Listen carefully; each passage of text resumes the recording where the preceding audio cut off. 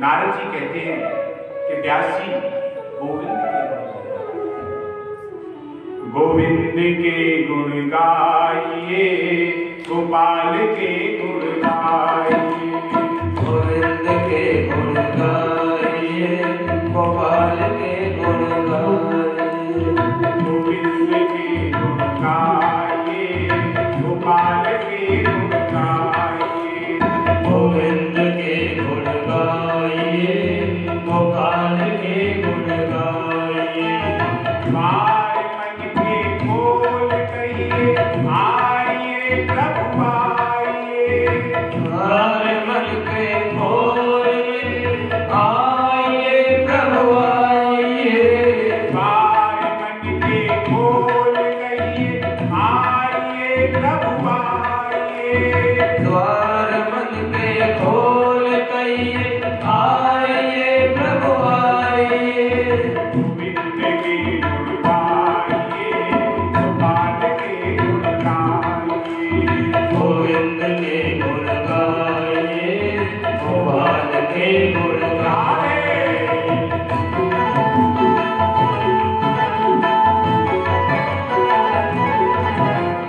हरि हरि बोल।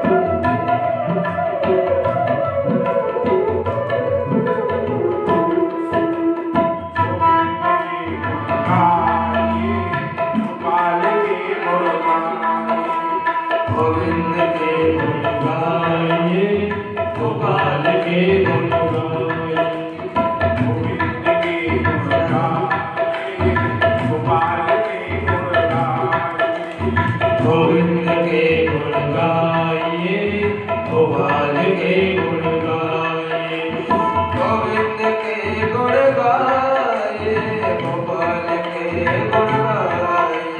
गोविंद के गुण गाइए, गोपाल के गुण गाइए, गोविंद के गुण गाइए, गोपाल के गुण गाइए। गोविंद के गुण गाइए, गोपाल के गुण गाइए, गोविंद के गुण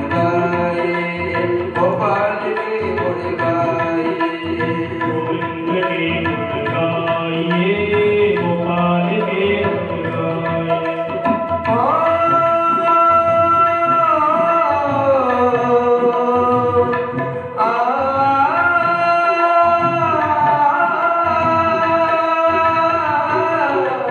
गोविंद के गुण गाइए, गोपाल के गुण गाइए, गोविंद के गुण गाइए, गोपाल के गुण गाइए। गोविंद के गुण गाइए, गोपाल के गुण गाइए, ओ गोविंद के गुण गाइए, गोपाल के गुण गाइए।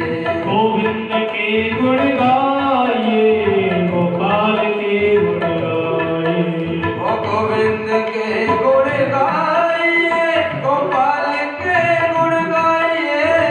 गोविंद के गुण गाइए, गोपाल के गुण गाइए, गोविंद के गुण गाइए, गोपाल के गुण गाइए। गोविंद के गुण गाइए, गोपाल के गुण गाइए, ओ गोविंद के गुण गाइए, गोपाल के गुण गाइए। गोविंद के गुण गाइए, गोपाल के गुण गाइए, हरे कृष्णा कृष्ण कृष्ण हरे हरे, हरे राम राम राम हरे हरे। हरे कृष्णा कृष्ण कृष्ण हरे हरे, ताली से बोलते हुए।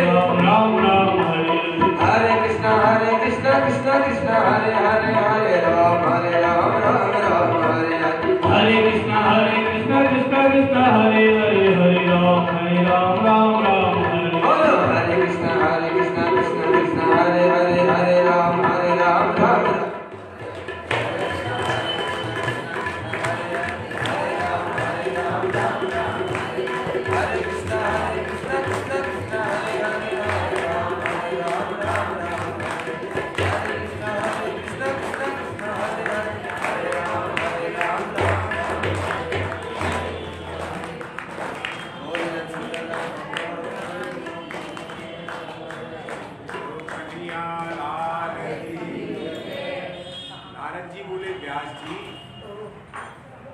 हंस मोती चुगते हैं, कौओं के साथ में नहीं घूमते। हंस थोड़े ही कौओं के साथ में घूमेंगे। उसी प्रकार तुमने बड़ी विचित्र भाषा वैशिष्ट को दिखाया, पर गोविंद के गुण नहीं गाए।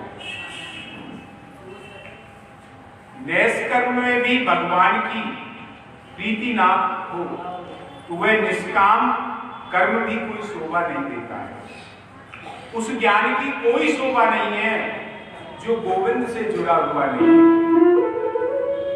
इसलिए व्यास जी महाराज जब तक भगवान की कीर्ति कौमुदी का विस्तार नहीं करोगे, गायन नहीं करोगे, तब तक ना तो आपको ही चैन मिलेगा और ना तुम्हारी उन पूर्व कृतियों में भक्तों को इतना आनंद आएगा। तो इसलिए व्यास जी गोविंद की गुण करें। व्यास जी, मैं आपको अपनी बात बताता हूं। मुझे देखो, अहम पुरातीत भवे भवम मुने दास्यासु कस्याचन वेदवादिनां निरूपितो बालक एव योगिना शुश्रूषणे तावसी निर्विवेक्यता। व्यास जी महाराज, मैं एक जन्म में दासी हूं। मेरी माता लोगों के घरों में झाड़ू पोंछा और झूठे बर्तन मांजने का काम करती। पिताजी का शरीर शांत हो गया था। हम मां पुत्र के अलावा तीसरा कोई प्राणी हमारे घर में नहीं। मेरी लगभग 5 वर्ष की अवस्था थी व्यास। अब मां जल्दी जग के लोगों के घरों में काम करने चली जाए तो मुझे कहां किसके पास छोड़ दी जाए। तो मेरी माता भी मुझे सुबह जल्दी जगा करके ले जाती। सुबह मेरी जगने की इच्छा नहीं होती थी व्यास जी, किंतु बगैर इच्छा के ही मेरी माता मुझे जगाती और अपने साथ लेकर के जाती। मैं माता के साथ चला जाता, वही खेलता, और जो झूठे बर्तन आते थे बजने के लिए, उनमें जो झूठन आती थी उसे मेरी माता एक जगह एकत्रित करके मुझे देती थी और उसी को मैं खा करके खेलता रहता था। मेरी क्षुधा निवृत्त हो जाती थी। इस तरीके का मेरा जीवन था। एक बार जिन ब्राह्मण के यहाँ मेरी माता काम करने जाती थी, उनके यहाँ एक संत समुदाय आया और वह संत समुदाय चतुर्मास करने के लिए वही उन ब्राह्मण के यहाँ पर हुआ। बोलो संत भगवान की।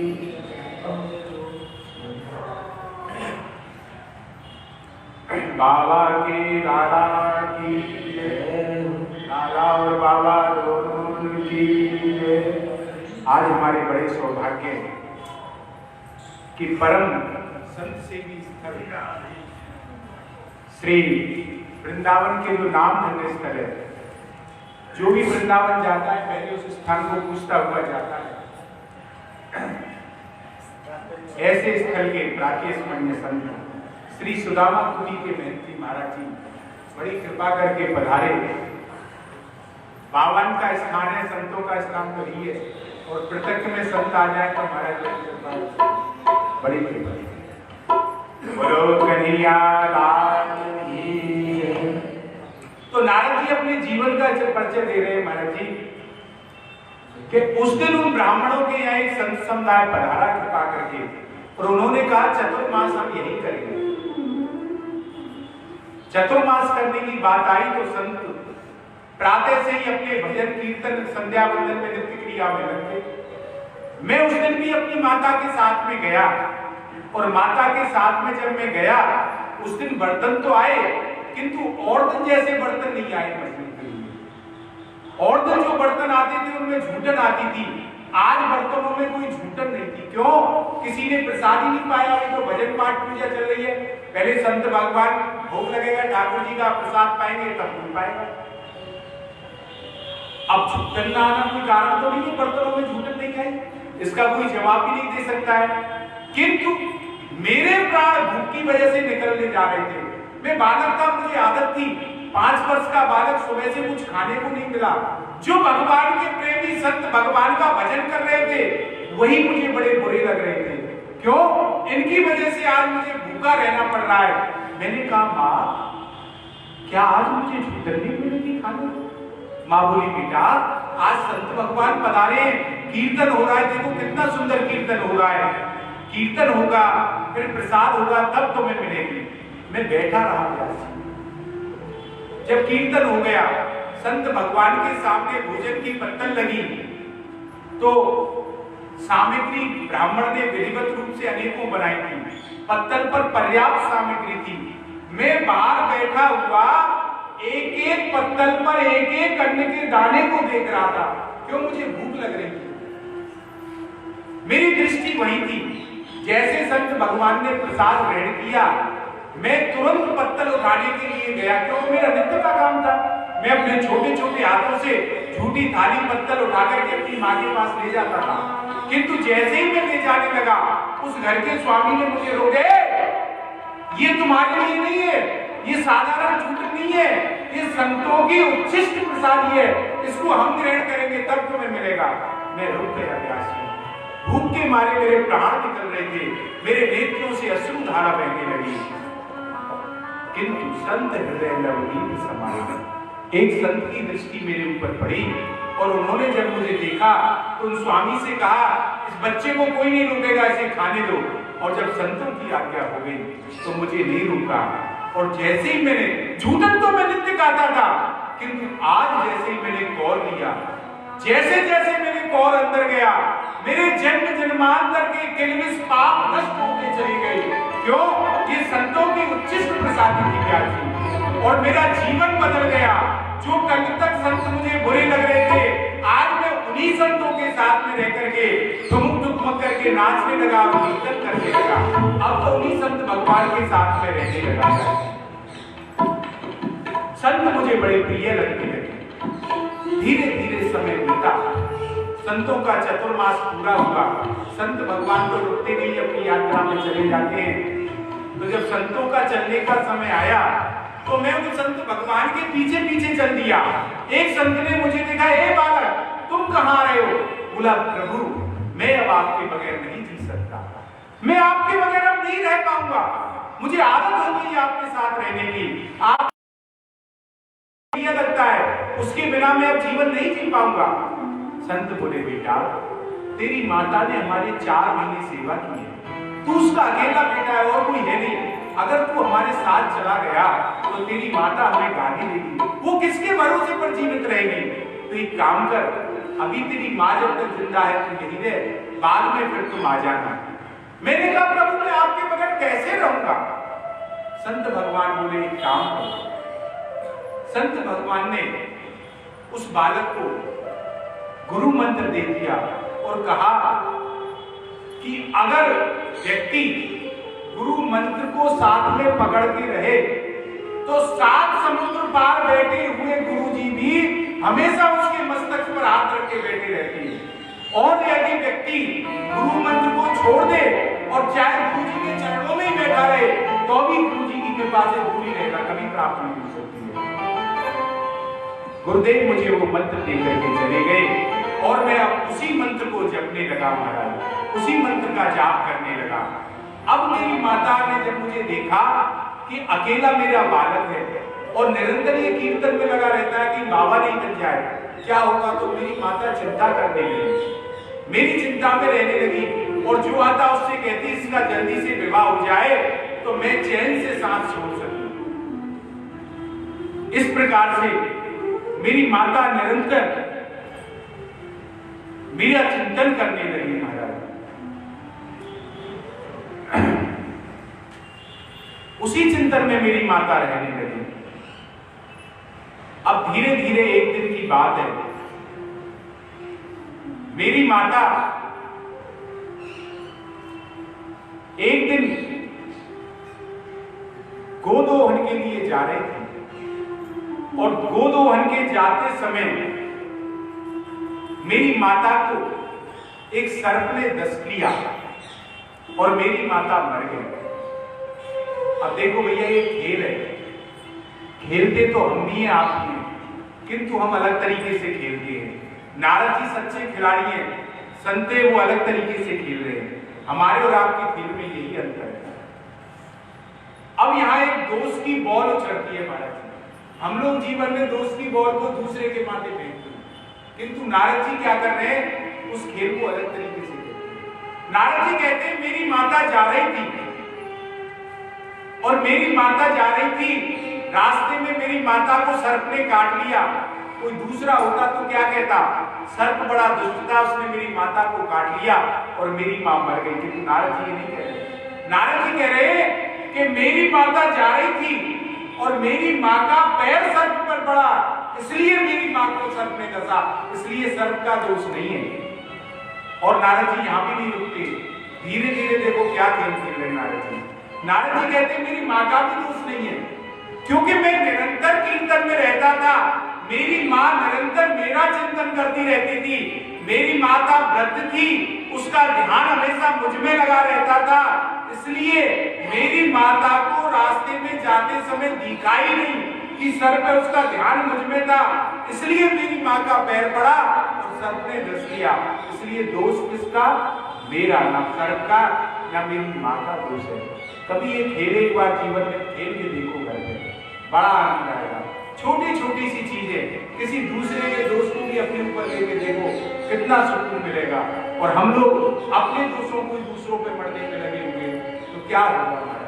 नारद जी ने इस प्रकार से खेल प्रारंभ किया। और भैया, जब ऐसा नहीं है कि जब ज्यादा स्थिति हो नहीं सम गए बोल तो इसे पर फेंकना मत, फिर यही कह देना ये ना मेरा दोस्त ना माता का दोस्त, ये तो कन्हैया की लीला है। इस प्रकार से नारद जी ने जब देखा माता का देहांत हो गया और माता का संस्कार करके नारद जी उसी बाल्यावस्था में उसी दिशा में चल दिए जिस दिशा में संत भगवान गए थे। और जब संत भगवान जिस दिशा में गए थे उस दिशा में नारद जी जा रहे हैं और जाते जाते चलते चलते छोटे से नारद जी भगवान को संत भगवान को गए, बरसों बीत गए तो वहां गए, एक जलाशय देखा और भारी सघन वृक्ष देख करके जलाशय में जल पिया, हाथ मुंह धोए, स्नान किया और वहां बैठ करके ध्यान लगाने लगे। और सहज ही नारद जी का ध्यान ठाकुर जी से एकाग्र हुआ, एक चित्त हो गए नारद जी। और जब एक चित्त हो गए तो नारद जी के हृदय में वह ठाकुर जी की मुरली मनोहर मुकुट, सावनी सररोली, वह छटा ठाकुर जी के ने अपने हृदय में नारद जी के में जागृत कर दी। और उस छटा को देख करके नारद जी मोहित होने लगे और जैसे जैसे उस रूप सुधा में अपने आप को खोते चले गए नारद जी और तुरंत देखा कि वह रूप छटा गायब हो गई। और जैसे रूप छटा गायब हुई, इधर उधर चारों तरफ देखने लगे नारद जी, अरे कहाँ गए, अभी तो यही थे, अभी वह सुंदर था, कहाँ गया, विचलित हो गए। जिस प्रकार से मछली को जल से पृथक कर दिया जाता है वह तड़पती है, ऐसे नारद जी तड़पने लगे महाराज, विलाप करने लगे, क्या हुआ, कहाँ गए मेरे प्रभु। तभी वेद वाणी हुई, आकाशवाणी हुई कि बेटा चिंता मत करो, अभी तुम परिपक्व नहीं हुए हो, जब तुम परिपक्व हो जाओगे तो तुम्हें उस छटा का दर्शन होगा।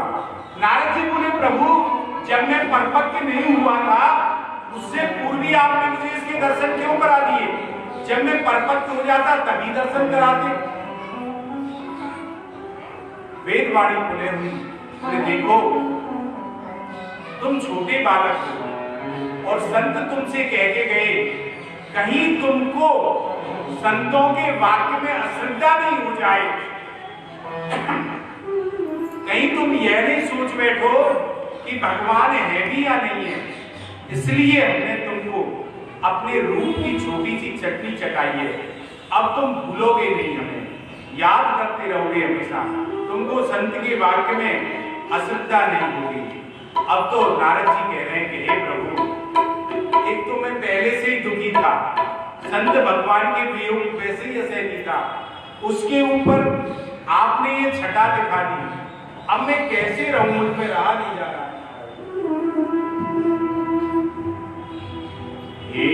मुरलीधर छलिया मोहन हम भी तुमको दिल दे बैठे। मुरलीधर छलिया मोहन हम भी तुमको दिल दे बैठे। पहले ही कुछ कम तो न थे, पहले कुछ कम तो न थे, एक और नया गम ले मुरलीधर छलिया मोहन हम भी तुमको दिल दे बैठे। मुरलीधर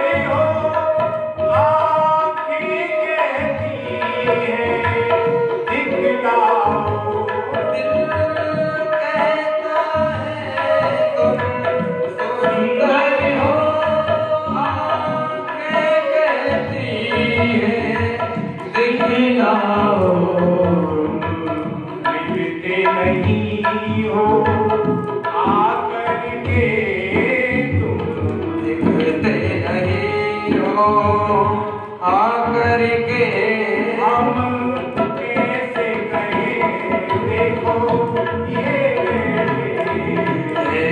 मुरलीधर छलिया मोहन हम भी तुमको दिल दे बैठे। मुरलीधर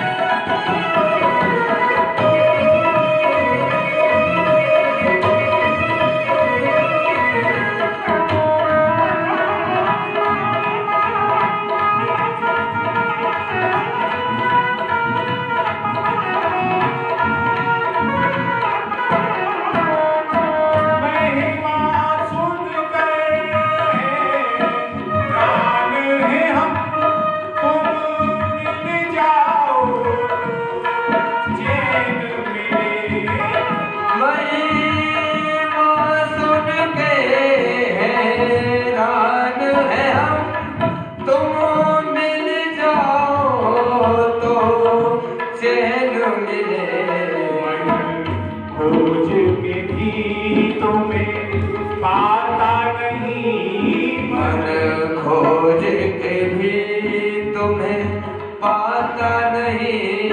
तुम हो कि उसी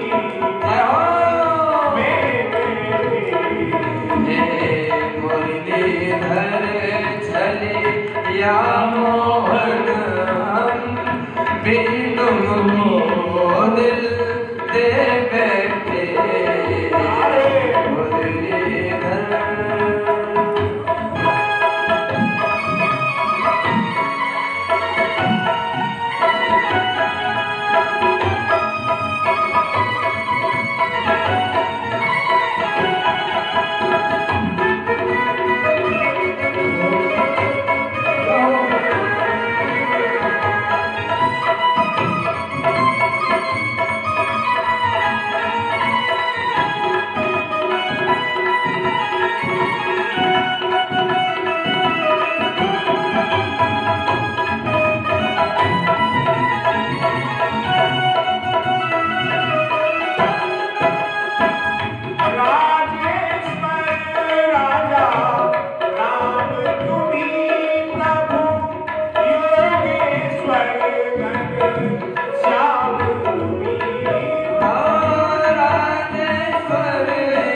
राम तुम्ही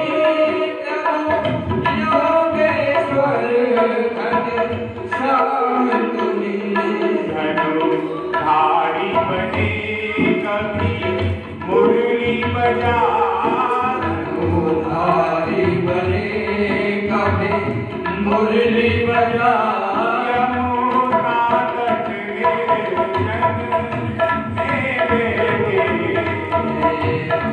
मुरलीधर चली या मोहन भी तुमको दिल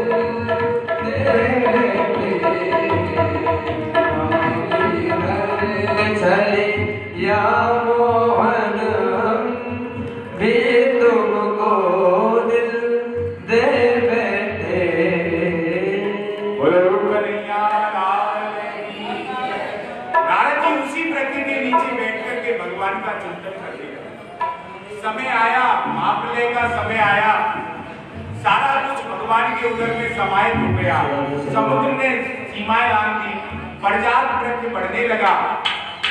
तो नारद जी कहते हैं, व्यास जी, मैं वही दासी पुत्र, उन्हीं गोविंद के गुणगान करने की वजह से अगले जन्म में ब्रह्मा जी का मानस पुत्र बनकर के पैदा हुआ।